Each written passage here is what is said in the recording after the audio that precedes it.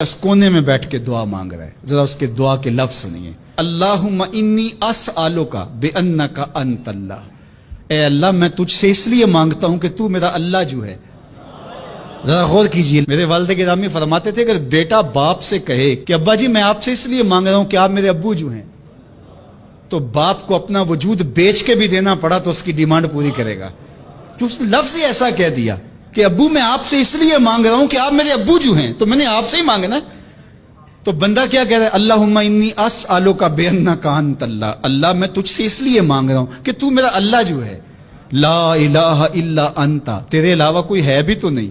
انت الاحد الصمد الذی لم یلد ولم یولد، تو ایک ہی ہے، واحد ہے، اور کوئی ہے ہی نہیں جس در پہ جاؤں، کوئی چوکھٹ نہیں ہے جہاں دامن پساروں، کوئی دہلیز ہی نہیں ہے جہاں جھولی پھیلاؤں۔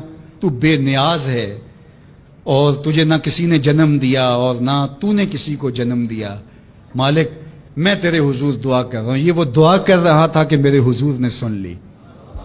تو ایک صحابی کو فرمایا کہ یہ جو دعا کر رہا، اب جو مانگے گا اللہ عطا کرے گا۔ اس نے مانگا ہی اس ڈھب سے ہے، اس ڈھب سے ہے۔ ایک دعا اور سن لیجئے جو سیدنا علی المرتضیٰ رضی اللہ تعالی عنہ رب سے مانگتے ہیں۔ اللہ اکبر، مجھے تو آج سارا دن اس دعا نے نحال کیے رکھا۔ یہ دعا مانگتے ہیں تو عجیب کیفیت ہوتی ہے۔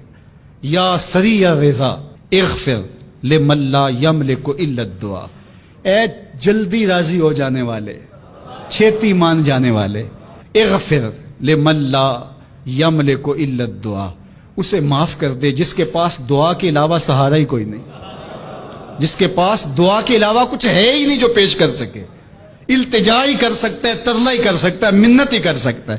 منتوں اور ترلوں کے علاوہ جس کے پاس کچھ نہیں ہے، اے جلدی مان جانے والے اس کی مغفرت کر دے، اس کو بخش دے۔ اللہ اکبر۔ تو وہ کریم ہے، وہ کہتا ہے میرے در پہ آؤ تو صحیح، کوئی جھولی پھیلاؤ تو صحیح، ہم تو مائل بکرم ہیں، کوئی سائل ہی نہیں، راہ دکھلائیں کسے رہ رب منزل ہی نہیں۔ کوئی آئے تو صحیح، جھولی پھیلائے تو صحیح، کوئی طلب تو کرے۔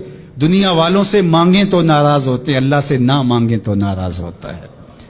اللہ کہتا ہے مجھ سے نہ مانگو گے تو پھر کس در پہ جاؤ گے؟ قل ما یعبأ بکم ربی لولا دعاؤکم، اگر تم نہیں مانگو گے تو پھر وہ بھی پرواہ نہیں کرے گا۔ تم مانگتے رہو گے، جھولی پھیلاتے رہو گے، وہ اپنی رحمتیں تمہارے دامن میں ڈالتا رہے گا۔ اس کے خزانوں میں کوئی کمی نہیں آتی، ہر بندے کو اس کی ڈیمانڈ کے مطابق، چاہت کے مطابق، طلب کے مطابق، آرزو اور تمنا کے مطابق دے دے۔